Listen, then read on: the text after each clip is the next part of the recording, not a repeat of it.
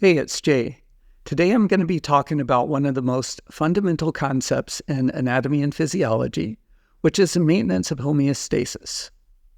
Homeostasis refers to maintaining a stable internal environment. And when we're talking about humans, we mean the environment inside our bodies. So an example is body temperature. Normal human body temperature is about 37 degrees Celsius.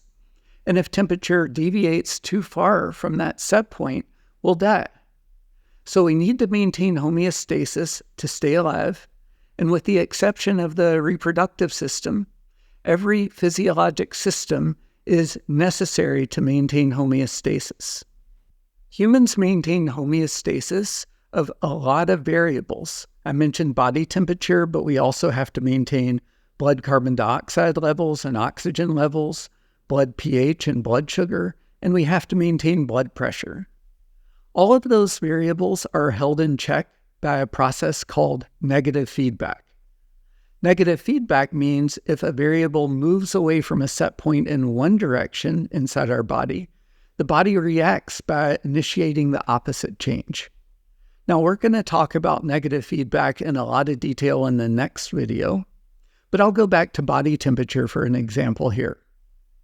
When we start to exercise, body temperature increases. It climbs away from the set point.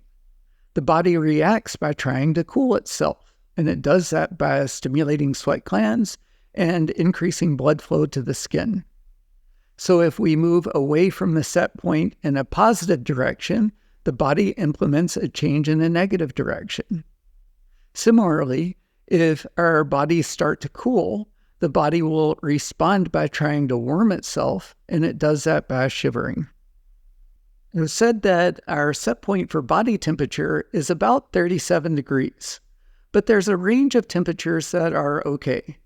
Our temperature is a little higher when we exercise and a little lower when we sleep. So even though negative feedback is always trying to return our body temperature to a set point, it may be off a little bit, and that's fine. And our set point will change in different situations. We might run a fever when we're sick, for example. The key is that we maintain homeostasis within a narrow range, not that we're spot on a specific set point. When homeostasis is disrupted, we experience a disease or a disease condition.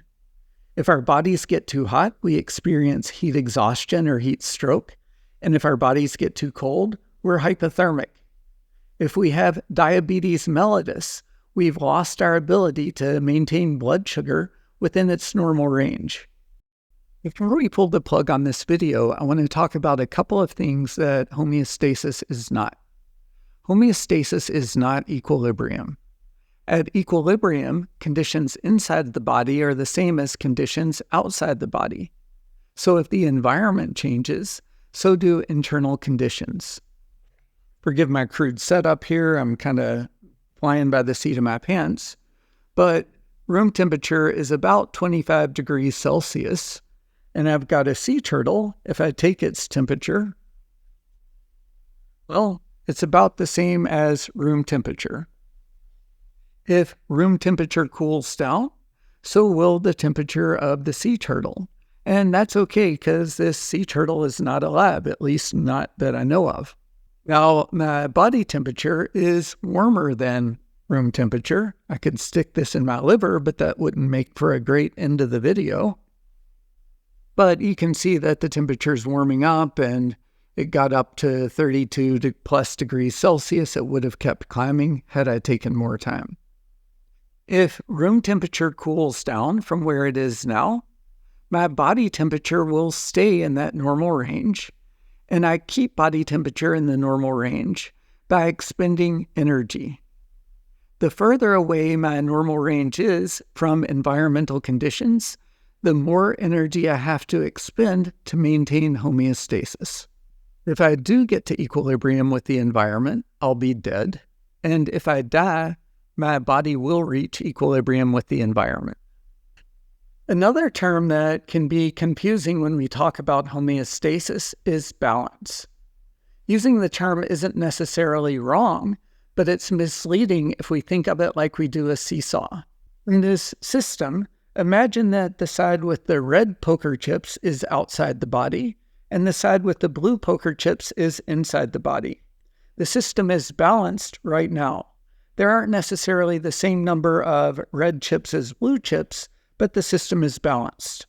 Now, if I add more chips on one side of this system, we can balance that change by adding chips to the other side of the system.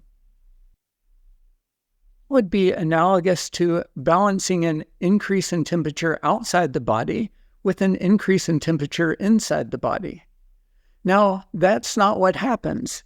If something changes in the external environment, we expend more energy to hold things steady in the internal environment. So no matter how many chips we add or take away in the external environment, we're going to maintain conditions inside our bodies. Let's wrap it up with a summary.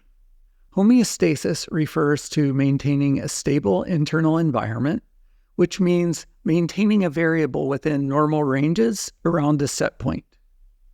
Homeostasis is maintained by a process called negative feedback, which means any change in a variable is countered by initiating the opposite change. Homeostasis is not equilibrium. At equilibrium, the environment controls internal conditions. When we maintain homeostasis, our bodies maintain internal conditions. When we maintain homeostasis, we don't balance changes in the external environment with changes in the internal environment. Instead, we expend more energy to maintain conditions in the internal environment. The greater the difference between the external and internal environments, the more energy we have to expend to maintain homeostasis.